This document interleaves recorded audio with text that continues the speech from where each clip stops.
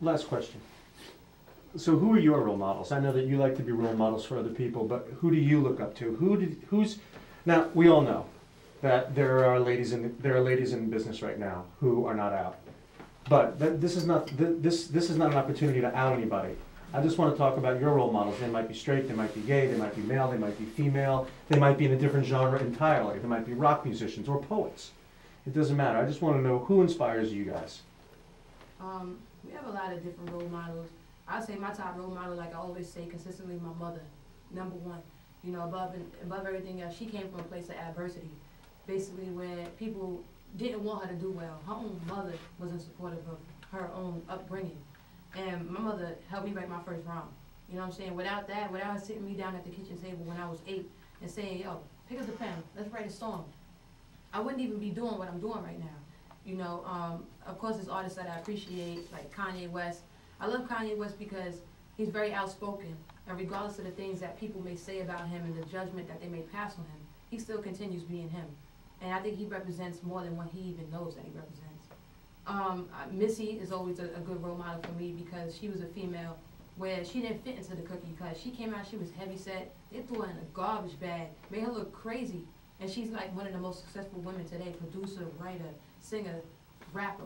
You know, there's not too many females that do all of that and are good at it. So, Jay-Z, I mean, for myself, I was raised by some powerful women, and I think that's why I want to be the CEO that I am today. I was raised by, of course, my mother, who, you know, came through her struggles in life to come out on top and to accept me for who I am totally every day, all day. My grandparents, my grandmother, business owner for 30 years, black furrier in the fur market. That's hard to last that long. And my other grandmother, who I sat down at a meeting and said, listen, Grandma, I'm going to go to a different school. How about we make this deal? You give me the money that I'm saving you and to start my studio. And she said, sounds like a good plan. And she trusted and believed in me to put that money and invest in my career, my talent.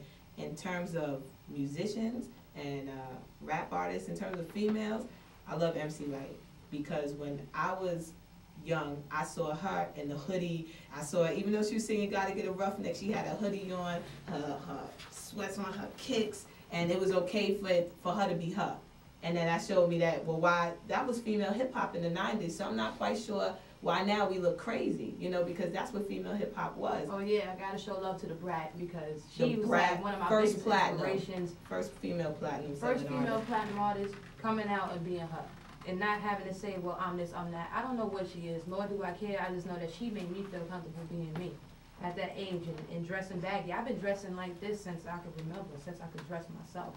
So I gotta show love to the Brat. When the Brat came out, we was in elementary school. She got the braids all around her head. Like we wanted to be them, and it was okay. And in terms of like lyricism, of course, always one of my idols is big. You know, rest in peace. But females, the Brat, MC Light, Missy, across the board. I don't know what their sexuality is, but they kind of look like me sometimes. They do great music, and I hope that we can kind of be that for the future. It's interesting that you say you have fans who are 8-year-olds, fans who are grandmothers. Kind of find the middle ground between those two demographics. What would you say to young people who are struggling, whether they be artists or not?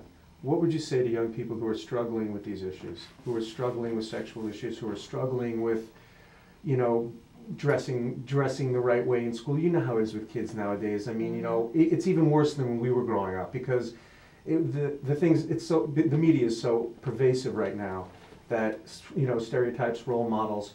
So what would you say to the 14-year-old or the 15-year-old who would ask you for advice on not just music, but on life in general? What would you say to your fans, those kids?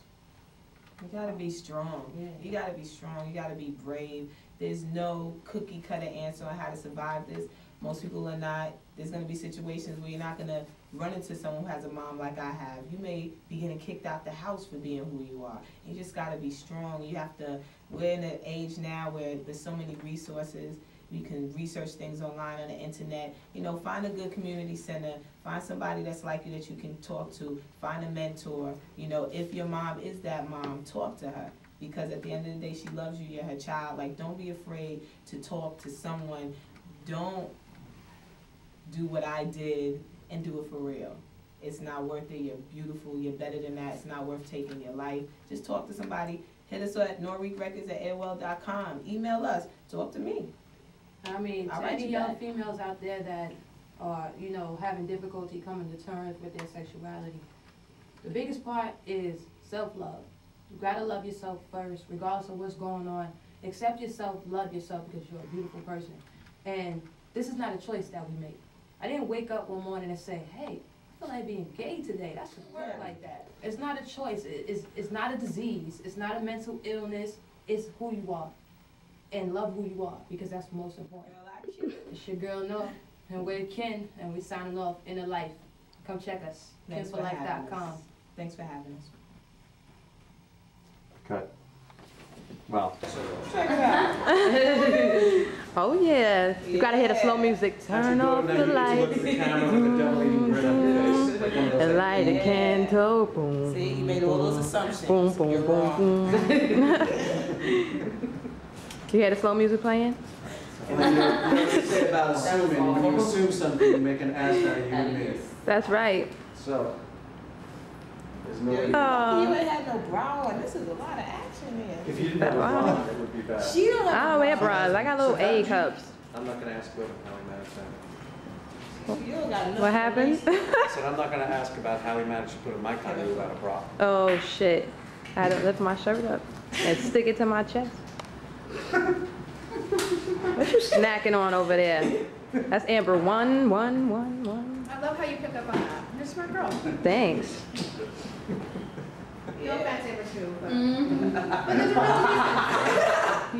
Say something. Yeah, Let me just go back.